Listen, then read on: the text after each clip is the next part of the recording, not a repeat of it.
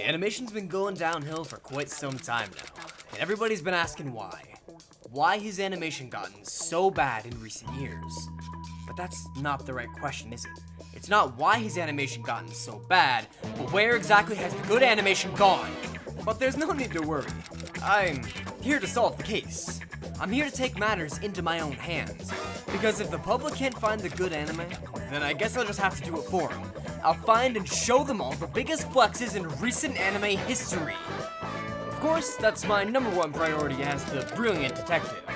But as a connoisseur, critic, and informant of this art form, I have a responsibility. A responsibility to make sure that they don't make this mistake again. So I guess I'll just have to inform them on what exactly makes a piece of animation good in the first place. Because we can't really appreciate what the animators have done without a general understanding of the benefits animation has over other formats like live-action media.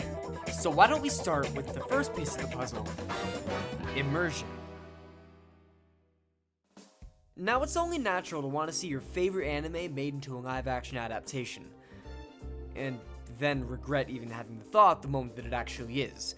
So why exactly don't live-action adaptations work? Well, usually it's because they're doing it wrong. As much as I hate to say it, a fantastic example of a well-done live-action adaptation is 2017's Death Note. So my question for you today is, why is it that you think people liked this? I've been waiting for you. Oh? And not this?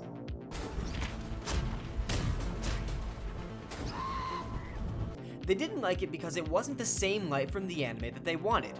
However, having light behave this way was actually the right call, mainly because when I see Light Yagami say to a death god's face, I've been expecting you, Ryuk. I think to myself, yeah, okay, that checks out. And when I see Light Turner run and scream, I think to myself, yeah, that's probably how I'd react if I met a death god. It's important to realize for an anime adaptation that things were originally animated for a reason. Seeing a real person behave like Anime Light does would be a perfect method to remove a viewer from an experience that they might have previously been immersed in because it would look ridiculous. And though the film isn't really great and it does take some questionable liberties with its story, it perfectly captures the idea that an adaptation shouldn't be real people shoved into an anime's world, but an anime's world changed to fit ours. I mean, of course Anime-L would never vengefully chase down Light with a gun. He's a caricature of a brilliant, unfeeling detective. Movie-L does this because when his lifelong friend Watari dies, he begins to think irrationally and angrily towards the person that killed him. Here, L actually behaves like a real person. Because of changes like this whole world feels more real than it would have had they just done a direct remake of Death Note. Again, the movie's not great, but it does do some things right. It does a pretty good job of condensing the 37-episode anime into just 100 minutes, the characters fit the world, and this one's a bit more of a personal opinion, but I actually really like the 2000s high school movie vibe it has going. And finally, to the people who were upset that it wasn't just Death Note to a T, I ask, if you wanted to see Death Note again, why not just go watch the anime? 7.5 out of 10. Now, the reason I bring any of that up is to highlight the strengths that anime has over live-action media. Because we don't hold animated shows to a real-life standard of immersion, we can better immerse ourselves in the exaggerated and strange worlds that we're presented with. When it's not based in reality, something like the Death Note potato chip scene isn't really questionable. It's a good example of how animation can use its lack of reality to make this seem normal and even cool. I mean, it should be obvious that a piece of animation will utilize its format to immerse the viewer. However, immersion alone can't make something good. It needs something else. It needs direction. The second piece of the puzzle is direction. Now, of course, good direction is important for any piece of media. You have to know when to do what. When to use a close-up, when to use an establishing shot, when to use a long shot, a Dutch angle, a POV, a bird's eye view. But when it comes to anime, there's a lot more freedom when it comes to direction because they can just draw whatever they want. The animators aren't limited by such things like the physical realm. And when you pair that with the whole immersion factor, there's a million more ways to creatively get the point of a scene across. Characters can be in strange locations and not seem out of place. The entire art style can change. Characters can move in ways real people can't. Body language and facial expressions can be articulated in unique ways. Now, to discuss direction, I actually want to talk about a show called Owarimonogatari, specifically the first 9 minutes of Season 2, Episode 1. Mainly because of the incredible amount of chaotic stylistic choices that really only work in animation. The episode opens with a total of 5 shots of a girl flying through the sky away from a pool. Next we see our main character drowning in the pool below her. Something to note about these shots, and something that will continue to work to the benefit of the animated format here, is the fluidity of the art style and color palette. First resembling an oil painting, then a scratchy drawing, and finally settling back into the show's normal art style after the opening. Now what happens next, in my opinion, is something that is truly impressive. Over the next 2 minutes while the narrator recalls previous events and tries to figure out what's happening, there are a total of 43 unique character shots. It's not even that this is a great decision by the director, but more a showcase of what they can do. It is literally impossible to bore a viewer with a recap when it has a shot composition of this absolute variety. And then in the following sequence, the main character just blasts off like a missile only to explode into another, somewhat strange sequence where the art style changes another 15 times. And then in a stark contrast, the camera just kind of floats around the two characters as they talk, not particularly saying anything important, only to switch back to a more erratic style of camera work once they actually start saying things of substance again. The entire 9-minute section of the episode is more of a showcase that reeks of creative directorial decisions. The camera work, the style changes, and the exaggerated movements all speak to the benefit of the animated medium. I really want to call this entire section a huge flex, but I can't because when I watched it, I had no idea what the hell was going on or what they were talking about due to how chaotic the editorial decisions were, and due to the fact that I have the attention span of a prepubescent granola bar. After a while, I finally realized I wasn't even watching the first episode, so I said no wonder it doesn't make sense, and then went to watch the first episode only to retain 0% of that one too. The final piece to the puzzle is the simplest. Budget. Money. Dinero. Shekels. The green stuff, baby. An anime can have immersion, concept, and direction down perfectly, but without a decent budget, animating it becomes incredibly hard. Animators have to work faster, things start to come off model a little bit. The whole product just kind of suffers, and we end up with something that looks like this.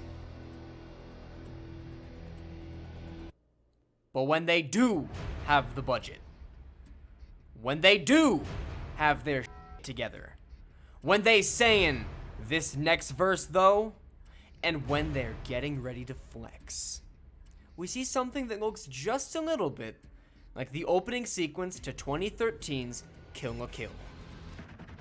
We get something so deeply immersed in its own style that you as the viewer can comfortably watch without thinking that anything on screen shouldn't be. Something that has the direction, shot composition, and style to properly convey the creator's vision to the audience. Something that has enough money behind it to take an idea for a shot like this and give it enough frames per second to really bring it to life. This clip specifically is actually a really good piece of animation due to its exaggeration, like in the first appearance of the feature character Gamagori. We get a very clear understanding of his importance, demeanor, and overall presence in the scene in just the first moments that we see him. Here, his size is portrayed as comically large due to the fact that he is all that matters in this scene right now. He is the most important thing on screen. Similarly, later on, the little boy that he's chasing changes from a stubby kid to a more chiseled man to show his increase in power. What makes this clip a flex is the fact that it has a tendency to go off model to show what each character at any given moment means to a scene. It bases itself in its own absurd reality, and that's what makes it interesting as an animated show. Now, another great part of this clip is actually the camera work when the kid is thrown into the yard, but it has absolutely nothing on the camera work in the Levi vs. Kenny squad scene in Attack on Titan. This clip is one of the few times we really get to see the grappling hooks in Attack on Titan used to their fullest potential. Using a mix of 2D animation and 3D environments, the animators have crafted a truly beautiful experience. One where Levi has to escape from a group of attackers like Spider-Man, but the villain literally has a gun. What's important to remember here is while Levi does flips, flies backwards across buildings and through streets, the camera follows him the entire time from all sorts of different angles in long, fluid, uncut shots. And as he does, Levi's been drawn differently in each and every frame to match the speed and direction that he's traveling. This scene has some of my favorite camera work in anime anywhere. Now moving on, there was actually this little show that aired a couple of years ago you might have heard of called Sword Art Online, and it had a number of flexes. The main one being this profession of love that happened at the end of episode 10. This moment is absolutely iconic because even when I first saw it at the ripe old age of 13, I thought to myself, why? What?